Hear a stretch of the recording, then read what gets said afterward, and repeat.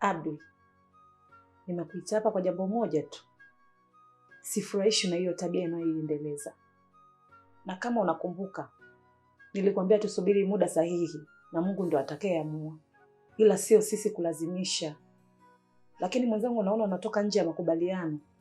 Yaani unajiamulia mambo tu. Na wala hata ujali. Ikitokea imegundulika sisi watu watatuchukuliaje? Kama ulichokifanya juzi nje hapo. Haya, kama mwanamke wako angetukuta ingekuwaje? Na nilikwambia kabisa niachie ukutaka kunielewa. Sasa Abdul, naomba uache kabisa kile unachokifanya.